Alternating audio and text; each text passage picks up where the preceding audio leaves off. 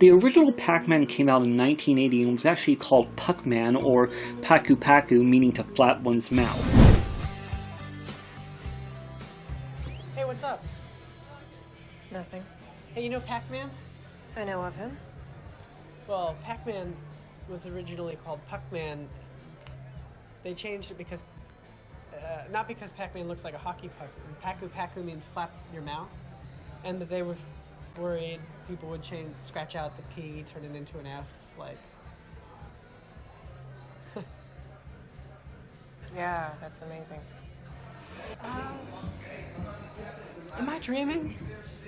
Wow. This game was designed by Toru Iwatani of Namco and was first released in Japan. During this time, there was a huge boom in arcades, which was full of tons of space shooters such as Asteroids and Galaxian. As soon as this game hit arcades, guys, it showed another creative way of playing video games and became an instant hit among gamers. Eventually, it was released all around the world, from arcades to our own home consoles such as the Atari 2600 and the ColecoVision, and many, many more, including simple home computers. Now, as simplistic as this game might seem nowadays, this simple yet creative design fed into the hearts of all gamers and grew to become one of the most iconic video game mascots of its time. After 4 years and many different variations and upgraded iterations such as Mrs. Pac-Man, Midway was looking to evolve the game in a new way to keep things fresh. And at this point, with new technology, which was growing at a massive rate, Namco had created hardware with higher capabilities, and as such, Pac-Land was born. This game was developed by Tatsukasa Nugoro, which I probably just completely annihilated your name, sir, and if you're watching this, which I know you're not, I am so sorry.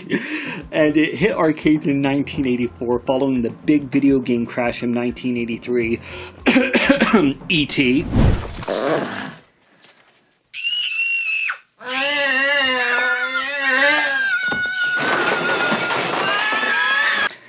This game was unlike any Pac-Man game we had ever seen before, with big, beautiful, and colorful graphics that literally bursted off the screen. This game looked like a freaking Saturday morning cartoon, and it was awesome.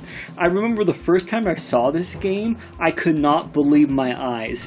I was sitting inside this shop that lets you play games for $5 an hour on any system that you wanted. You just point it, gave them the money, and that was it. And this is the first time that I saw the turbo graphics, and my god, I was blown away. I was like, dude, what the heck is this thing? And the shop owner replied back to me, it's a turbo system, and it's pretty much a done-for system. They're not being made anymore. And he kept talking about it, but I kind of went into my own daydream, and despite all the things he was saying, I could not take my eyes off of this system. Those smooth black curves, those awesome ridges, those super awesome hue cards.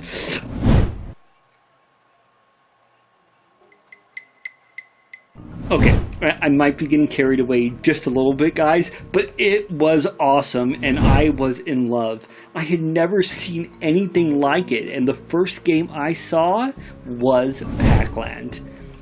It was freaking breathtaking. Instead of some small grid like back in the day, this game had a whole world full of Pac-Men, Pac-Women, and Pac-Children. There was water everywhere with gigantic mountains, Pac-Ghosts chasing Pac-Man across a bridge, houses and towns, and then Pac-Man, big and bold, right in the front with some weird hat on and a big nose, which obviously I could relate to.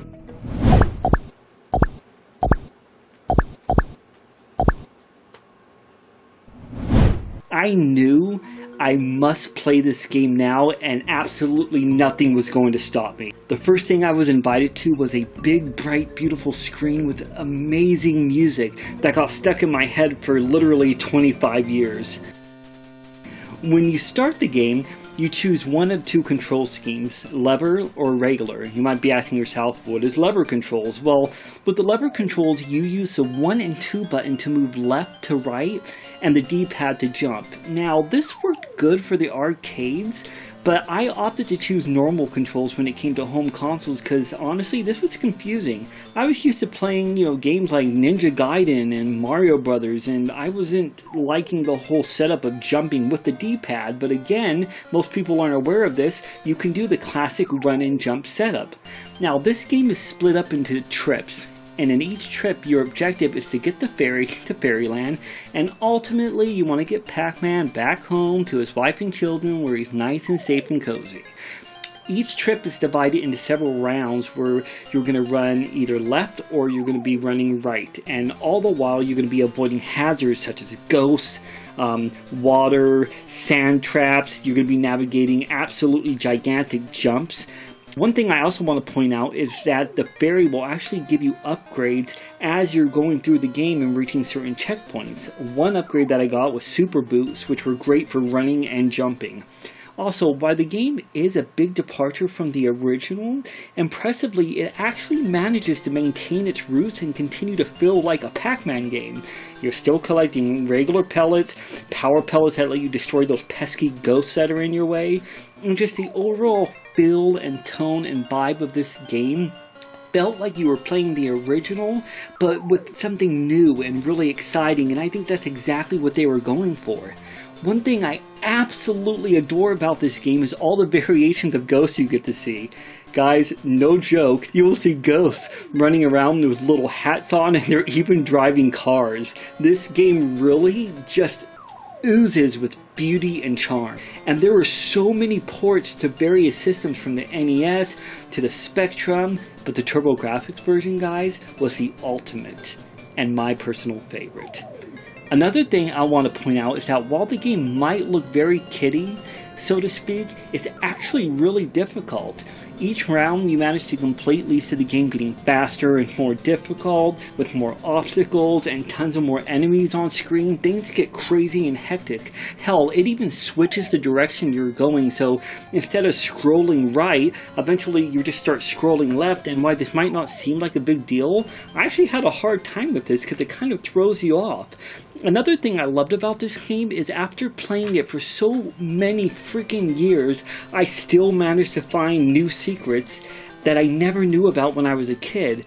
There are hidden bonuses, like for example, if you push a fire hydrant in the opposite direction, it will garner you more lives, different colored hats, invincibility, and even balloons that you can collect throughout the game if you're one of those people who want to just garner a higher score, which nowadays nobody cares about, but back when I was a kid, the person who had the high score in the arcade, you were the man, trust me. When it comes down to it, guys, this game may not be for everybody, and there is a possibility, or at least I thought to myself, that maybe I was wearing some kind of nostalgic glasses, and when I came back to this game to review it, that it might not actually be as amazing as I thought. And I'm absolutely happy to say that that was 100% not the case. As soon as I turned this game on, all those memories came flooding back in. That feeling of being a kid, running around with just a little bit of money in my pocket and finding that shop and going in and playing that system. And all of it just felt so incredibly magical. It brought me right back to my childhood and right back to that nostalgia that I loved so much. And as for you guys out there who haven't actually played this game before, you might not get, well, you obviously won't get that same kind of nostalgia that I did from when I was a kid, but maybe if you try it out, you might just find a game that is a hidden gem that brings some kind of great magic to you. Anyways, guys, I just want to thank you so very much for watching this review today. I hope you all enjoyed it. Please stay tuned for more upcoming videos that we have on both Retro Alliance Gaming and the Gamer's Attic. And as always, my friends, until next time.